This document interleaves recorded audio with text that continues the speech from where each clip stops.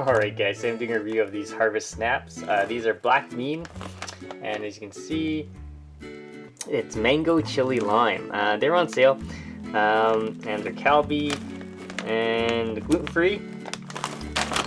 Take a look at the ingredients there if you guys want to read it. Pause the video. And here's the nutrient panel. Let's do a quick taste test. Like I said, these are on sale, so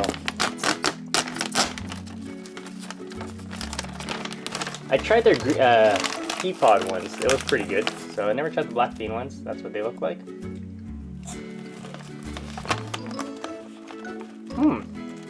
These are definitely better than the pea pod ones. That mango chili, ooh, it's nice. You get the subtle sweetness of the chili. That mango flavor, it's more the lime that comes through, but it's really good. Definitely check it out, guys. If you have any questions, comments, post below, subscribe to the channel.